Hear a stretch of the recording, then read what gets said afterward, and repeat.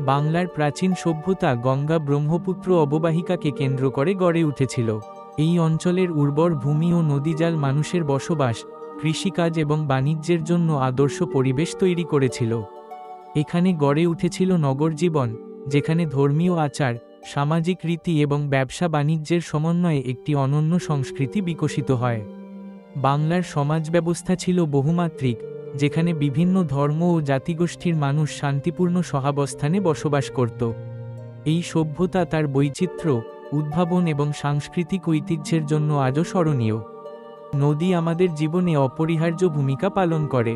কৃষির জন্য নদীর পানি অত্যন্ত গুরুত্বপূর্ণ, কারণ এটি সেচের প্রধান উৎস।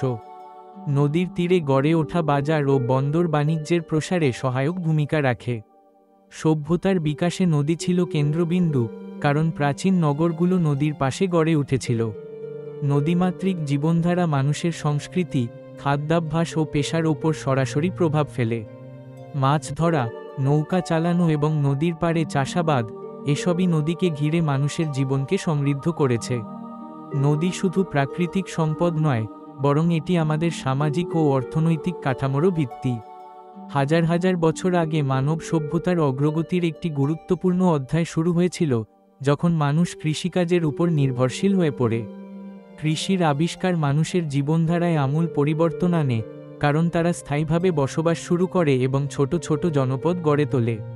এই জনপদগুলো ধীরে ধীরে বড় নগরে রূপান্তরিত হয়, যেখানে সমাজের বিভিন্ন স্তর ও পেশার মানুষ একত্রিত হতে থাকে। কৃষিনির্ভর সমাজের ফলে খাদ্য উৎপাদন বৃদ্ধি পায় এবং মানুষের জীবনযাত্রা আরও সুসংগঠিত ও নিরাপদ হয়।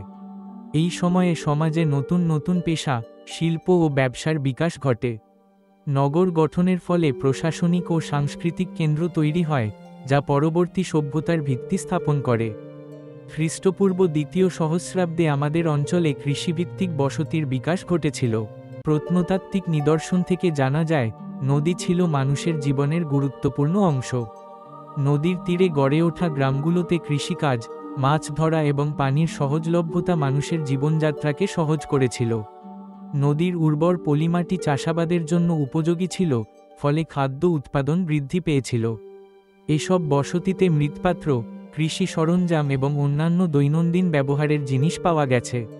নদী পরিবহন ও যোগাযোগের মাধ্যম হিসেবেও ব্যবহৃত হতো।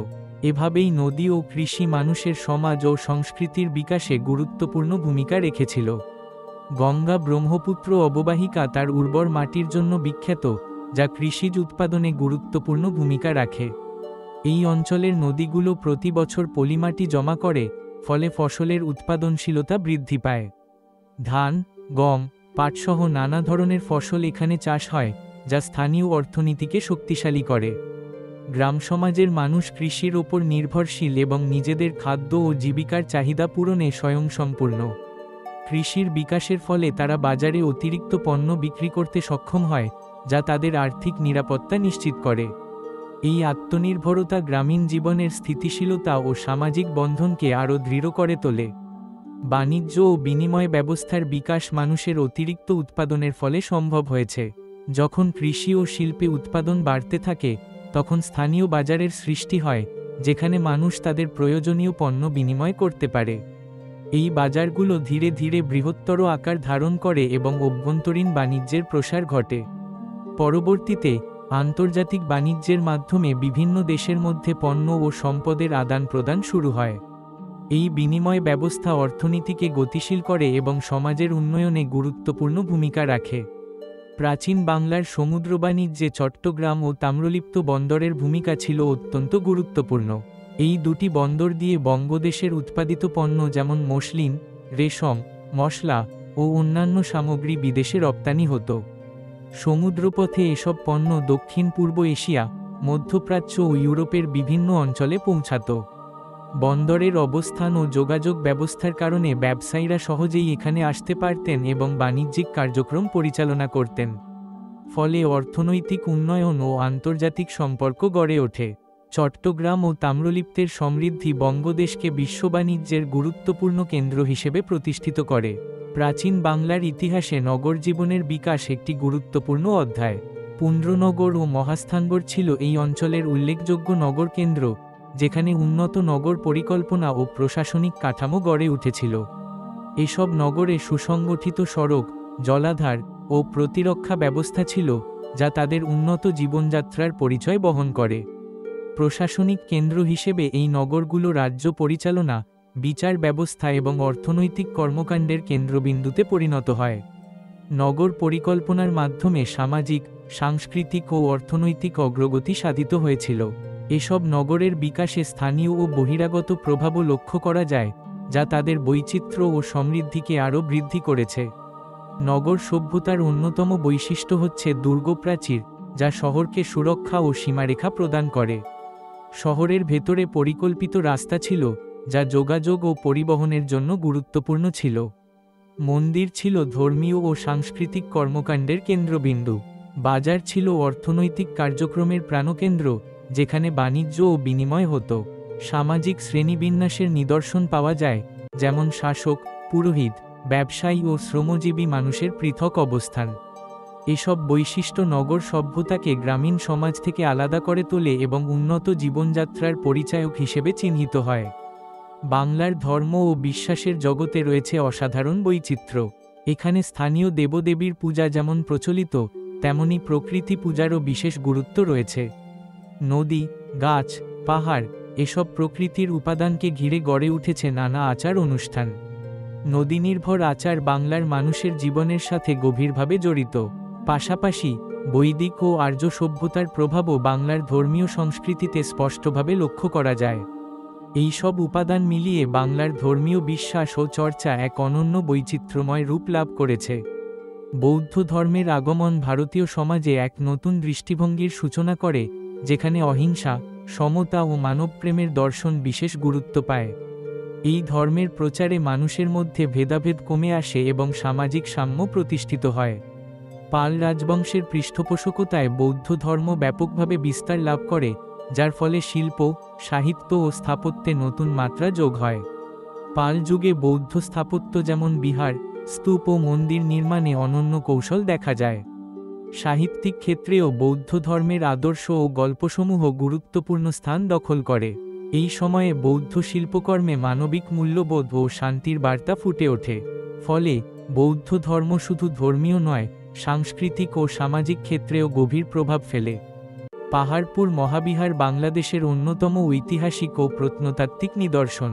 এটি শুধু ধর্মীয় শিক্ষার কেন্দ্র ছিল না, বরং বৈজ্ঞানিক ও দার্শনিক চর্চারও গুরুত্বপূর্ণ স্থান হিসেবে পরিচিত ছিল। এখানে বৌদ্ধ ভিক্ষুরা ধর্মীয় গ্রন্থ অধ্যয়ন করতেন এবং পাশাপাশি গণিত, চিকিৎসা, যুক্তিবিদ্যা ও ভাষা বিষয়ে শিক্ষা লাভ করতেন। মহাবিহারের লাইব্রেরি ও পাঠশালায় বিভিন্ন দেশ থেকে ছাত্র ও পণ্ডিতরা এসে জ্ঞান অর্জন করতেন। এই কেন্দ্রটি দক্ষিণ এশিয়ার শিক্ষা ও গবেষণার ক্ষেত্রে এক অনন্য ভূমিকা রেখেছে। পাহাড়পুরের শিক্ষা ব্যবস্থার বৈচিত্র্য ও গভীরতা তখনকার সমাজে জ্ঞানচর্চার নতুন দিগন্ত উন্মোচন করেছিল। বাংলার শিল্প ও স্থাপত্যে পোড়ামাটির ফলক, ব্রোঞ্জের মূর্তি এবং প্রাচীরচিত্র বিশেষভাবে উল্লেখযোগ্য। এসব শিল্পকর্মে স্থানীয় কারিগরদের দক্ষতা ও সৃজনশীলতার ছাপ স্পষ্টভাবে ফুটে ওঠে। পোড়ামাটির ফলকগুলোতে বিভিন্ন সামাজিক, ধর্মীয় ও ঐতিহাসিক দৃশ্য চিত্রিত হয়েছে, যা বাংলার সংস্কৃতির গভীরতা প্রকাশ করে। ব্রোঞ্জের মূর্তিগুলোতে সূক্ষ্ম কারুকাজ ও নান্দনিকতা লক্ষ্য করা যায়।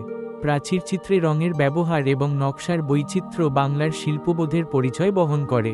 এসব নিদর্শন বাংলার ঐতিহ্য ও নান্দনিক চেতনার অনন্য সাক্ষ্য হিসেবে বিবেচিত হয়। সমাজের কাঠামোতে নারী ও পুরুষের সমান অংশগ্রহণ একটি গুরুত্বপূর্ণ বৈশিষ্ট্য। এখানে নারীরা শুধু পরিবারের অভ্যন্তরীণ কাজেই সীমাবদ্ধ নন, বরং সামাজিক ও অর্থনৈতিক ক্ষেত্রেও সক্রিয় ভূমিকা পালন করেন। মাতৃতান্ত্রিক প্রভাবের কারণে পরিবারের সিদ্ধান্ত গ্রহণে নারীর মতামত বিশেষ গুরুত্ব পায়। পুরুষরাও পরিবারের পাশাপাশি সমাজের বিভিন্ন স্তরে নেতৃত্ব দেন। ধর্মীয় সহনশীলতা সমাজে শান্তিপূর্ণ সহাবস্থানের পরিবেশ সৃষ্টি করেছে, যেখানে বিভিন্ন ধর্মের মানুষ পারস্পরিক শ্রদ্ধা ও সহযোগিতার মাধ্যমে বসবাস করেন। এই বৈচিত্র্য ও সহনশীলতা সমাজকে আরও শক্তিশালী ও সংহত করেছে।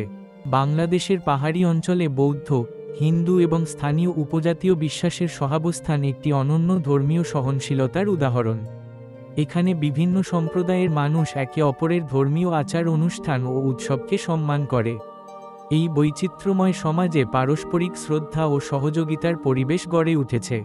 ধর্মীয় পার্থক্য থাকা সত্ত্বেও সামাজিক বন্ধন ও ঐক্য বজায় থাকে। স্থানীয় সংস্কৃতি ও ঐতিহ্য এই সহাবস্থানের মাধ্যমে আরও সমৃদ্ধ হয়েছে। ফলে পাহাড়ি জনপদে ধর্মীয় সম্প্রীতি ও সামাজিক বৈচিত্র্য এক অনন্য পরিচয় বহন করে।